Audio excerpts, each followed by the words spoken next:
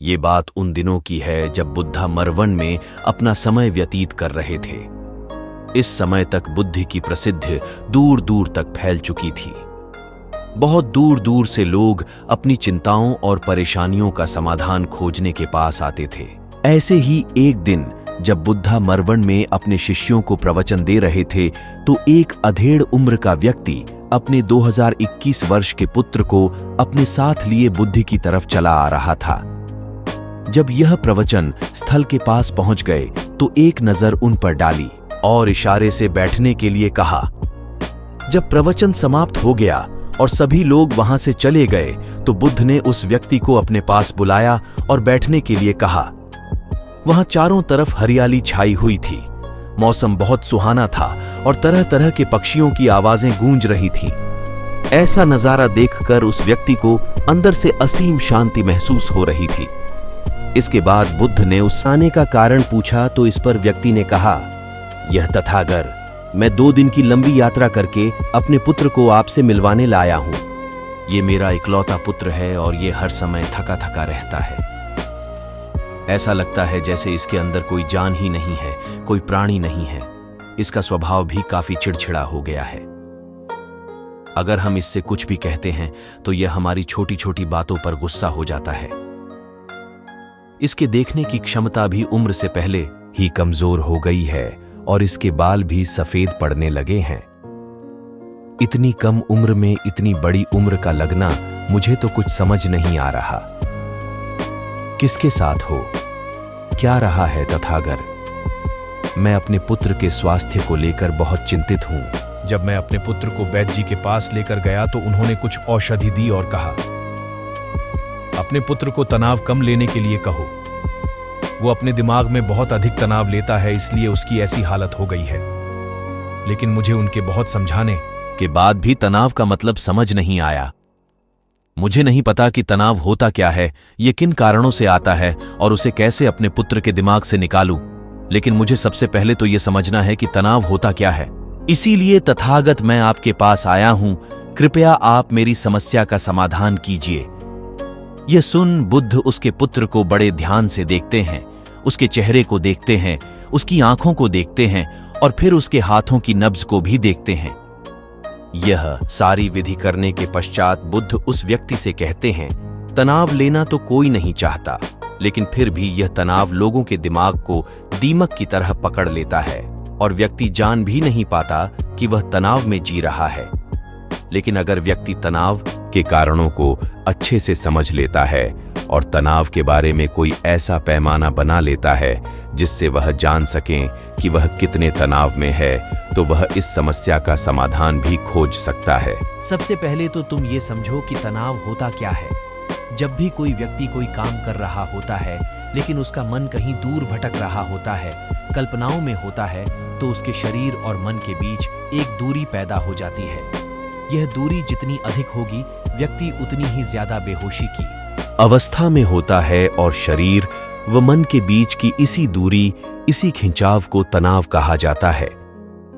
आखिर कोई पसंदीदा खेल खेलने के बाद व्यक्ति चुस्ती और प्रसन्नता से क्यों भर जाता है, जबकि उसने तो अपने शरीर को थकाया है। लेकिन समझने वाली बात यह है कि खेलते समय मन और शरीर एक साथ पूरी तरह से उस खेल में केंद्रित होते हैं, जिससे शरीर और मन के बीच दूरी पैदा नहीं होती और कोई तनाव पैदा नहीं होता। और अगर दिमाग में कोई तनाव था भी तो वो भी दूर हो जाता है। लेकिन इसके विपरीत जब हम कोई ऐसा काम करते हैं जो हमें पसंद नहीं है, तो हमारा ससुर तो उस काम को कर रहा होता है, लेकिन हमारा मन कहीं दूर कल्पनाओं में भटक रहा होता है, जिससे शरीर और मन के बीच एक दूरी पैदा हो गई और तनाव ने जन्म ले लिया।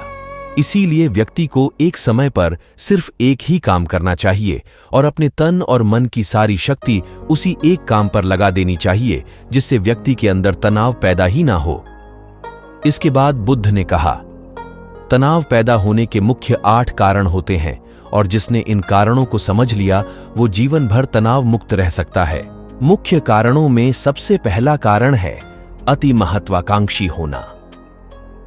महत्वाकांक्षी होना अच्छी बात है, लेकिन क्या कभी आपने इस बात पर ध्यान दिया है कि इंसान के लक्ष्य कभी पूरी ही नहीं होते? उसका एक लक्ष्य पूरा हुआ नहीं कि वह दूसरे की तरफ भागने लगता है, दूसरा पूरा हुआ तो तीसरे की तरफ, और इस तरीके से वो अपने लक्ष्यों को पाने के लिए जिंदगी भर गोल गोल घूमता रहता है। इसीलिए जो व्यक्ति अति महत्वाकांक्षी होता है, जिसने बड़े बड़े लक्ष्य बनाए होते हैं, वह वर्तमान में कभी रह ही नहीं पाता। उसका मन सदैव भविष्य की योजनाएं बनाने में ही व्यस्त रहता है। उसका शरीर तो वर्तमान में रहता है, लेकिन भविष्य में ही रहता है, जिससे मन और शरीर के बीच दूरी पैदा हो जाती है और वह तनाव भरी जिंदगी जीने लगता है। बुद्ध के मुंह से यह बात सुन उस लड़के ने कहा, बुद्ध, तो फिर इसका मतलब है कि हमें लक्ष्य नहीं बनानी चाहिए, क्योंकि लक्ष्य बनाना भी तो महत्वाकांक्षा ही है। इस पर बुद्ध ने कहा, जीवन में लक्ष्य बनाना कोई गलत बात नहीं है, लेकिन समस्या तब उत्पन्न होती है जब वो अपना पूरा ध्यान उस लक्ष्य से मिलने वाले परिणाम पर ही लगा देते हैं और उसके परिणाम की चिंता करते रहते हैं। व्यक्ति को वर्तमान में जीना आना चाहिए। आप लक्ष्य बनाइए और उस लक्ष्य की प्राप्ति के लिए कड़ी मेहनत करिए, लेकिन साथ ही साथ आपको इस बात का भी ज्ञान होना चाहिए कि आप अभी वर्तमान में जी रहे हैं और वर्तमान ही सत्य है। बुद्ध ने आगे कहा, तनाव का दूसरा सबसे बड़ा कारण है ईर्ष्या। जब व्यक्ति ईर्ष्या और जलन से भर जाता है तो उसका मन अंदर से सड़ने लगता है। ईर्ष्या एक आंतरिक घाव है। आंतरिक घाव यानी मन का घाव। व्यक्ति के शरीर का घाव तो भर सकता है, लेकिन मन का घाव कभी नहीं भर सकता। इसीलिए व्यक्ति को दूसरे की खुशी और तरक्की से कभी ईर्ष्या नहीं करनी चाहिए, क्योंकि तनाव का कारण है। इसके बाद बुद्ध ने तनाव का अगला कारण बताते हुए कहा कि आरुषिपूर्ण काम करने से भी मन में तनाव पैदा होता है। जो काम करना हमें पसंद ही नहीं है, जिस काम में हमारी रुचि ही नहीं है, उस काम में हमारा मन लग ही नहीं पाएगा। हमारा शरीर तो वहीं बैठा रहेगा, लेकिन हमारा मन कल्पनाओं की उड़ान भरेगा, जिससे शरीर और मन के बीच दूरी पैदा हो जाती है और व्यक्ति तनावग्रस्त हो जाता है।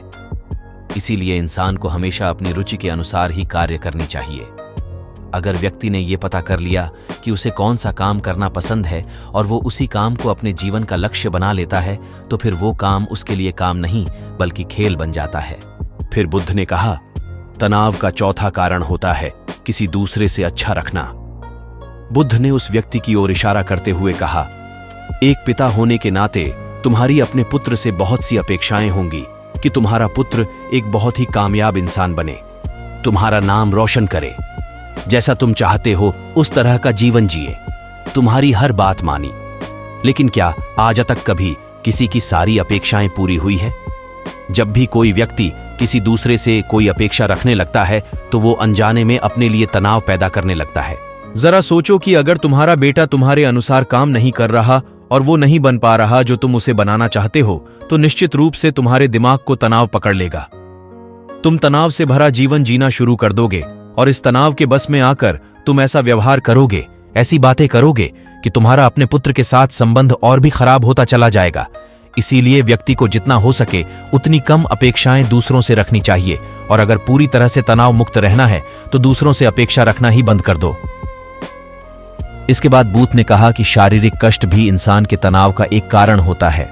जब व्यक्ति किसी शारीरिक पीड़ा से गुजर रहा होता है तो उसका पूरा ध्यान बस अपने उस शारीरिक दर्द पर होता है और वो पूरे दिन बस उसी के बारे में सोचता रहता है, जिससे उसका मन दुख के विचारों से भर जाता है और ऐसी स्थिति में व्यक्ति तनावग्रस्त रहने लगता है। यह सुन उस व्यक्ति ने कहा कि हे बुद्ध, शारीरिक दुख तो किसी भी व्यक्ति को हो सकता है, तो फिर क्या हुआ?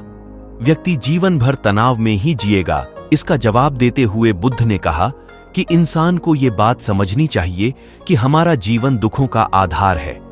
जैसे जैसे हमारा जीवन आगे बढ़ता है, इसमें दुख आते हैं, बीमारियां आती हैं और फिर अंत में मृत्यु भी आती है। तो बीमारियां इंसान के जीवन का अभिन्न अंग है, कोई इनसे बच नहीं सकता। बस किसी किसी के जीवन में ये समय से पहले आ जाती है तो किसी के बाद में पढ़ाती सबको है। जब इंसान का मन इस बात को अच्छे से समझ लेगा तो फिर वह अपनी बीमारी के बारे में सोच सोच कर ज्यादा तनाव नहीं लेगा, क्योंकि यह हमारे जीवन का अभिन्न हिस्सा है और इसके लिए व्यक्ति को शारीरिक रूप से भी अभ्यास करते रहना चाहिए। अपने जीवन में व्यायाम और स्वस्थ जीवन शैली को भी जगह देनी चाहिए ताकि उसका शरीर लंबे समय तक निरोगी रहकर सही से काम कर सके। तनाव का अगला कारण होता है अपनी योजनाओं को समझने के लिए समय न देना। कुछ लोगों के दिमाग में कोई विचार आया नहीं है कि वो बिना सोचे समझे उस पर काम करना शुरू कर देते हैं, और जब उस काम में उन्हें असफलता मिलती है तो वह तनाव से भर जाते हैं, क्योंकि उन्होंने उस काम को शुरू करने से पहले उसके बारे में पूरी जानकारी इकट्ठा नहीं की थी।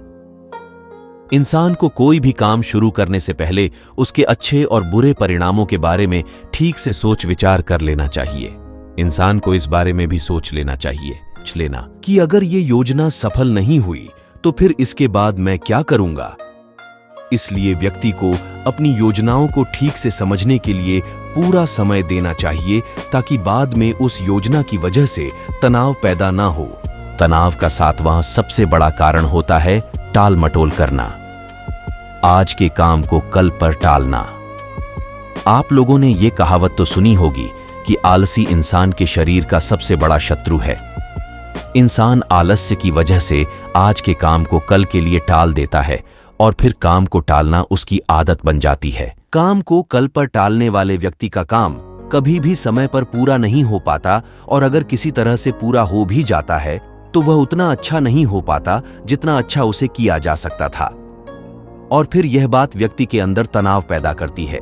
लेकिन काम को टालना या काम को एकदम अंत समय पर करना एक आदत है, इसीलिए व्यक्ति ना चाहते हुए भी बार बार अपनी इस आदत का शिकार बन जाता है और काम को टालता रहता है, और फिर जब काम की समय सीमा पास आ जाती है तो वह तनाव से भरकर काम को पूरा करने का प्रयास करता है। इसीलिए तनाव मुक्त रहने के लिए व्यक्ति को काम को टालने की आदत छोड़नी पड़ेगी, और यह तभी संभव है जब व्यक्ति काम को समय से पहले खत्म करने का निश्चय करे। सबसे आखिरी और सबसे प्रमुख कारण जो तनाव का होता है वो है ज्यादा सोचना। लगातार सोचते रहना भी एक बीमारी है, और यह उस व्यक्ति में सबसे ज्यादा पाई जाती है जो कपोल कल्पनाएं करता है, जो अतीत की घटनाओं और भविष्य की बातों के बारे में सोचता रहता है, जो बेवजह के अनुमान लगाता रहता है। इसीलिए व्यक्ति को ज्यादा सोचने की आदत पर लगाम लगाना चाहिए। इसके लिए जितना हो सके खुद को काम में व्यस्त रखना चाहिए, और हर दिन ध्यान का अभ्यास करने को अपने जीवन का हिस्सा बना लेना चाहिए। बुद्ध के मुंह से यह सारी बातें सुनकर उस व्यक्ति ने हाथ जोड़कर कहा, बुद्ध, मेरा पुत्र तो अभी मात्र 20 वर्ष का ही है, और इसमें अभी इतनी समझ भी नहीं है कि यह आपकी बताई सारी बातों का एक साथ पालन कर सके। आप कृपया करके तनाव मुक्त रहने का कोई आसान सा तरीका बता दें, जिससे मेरा बेटा उसका अनुसरण भी कर सके और तनाव मुक्त भी रह सके। उस व्यक्ति की यह प्रार्थना सुन बुद्धि ने कुछ सोचते हुए जवाब दिया, अगर तुम इतनी सारी बातों का पालन नहीं कर सकते तो इसके लिए एक बहुत ही आसान विधि है। तुम एक बार मैं एक काम को करने पर ध्यान लगाओ भी काम कर रहे हो, उस समय पर सिर्फ उसी काम को करो, सिर्फ उस पर ही अपना पूरा ध्यान लगाओ, और अगर तुम्हारा मन इधर उधर भटक जाता है तो जैसे ही तुम्हें याद आए उसे वापस फिर उसी काम में लगा दो। ये सबसे आसान और अच्छा तरीका है तनाव मुक्त रहने का। जब तुम भोजन करो तो उस समय सिर्फ भोजन ही करो, उसके पूरे स्वाद का आनंद लो, उसी अनुभव करो। जब चलो तो अपना पूरा ध्यान सिर्फ चलने लगा दो। इससे तुम्हारा मन और तुम्हारा शरीर दोनों एक जगह पर केंद्रित रहेंगे।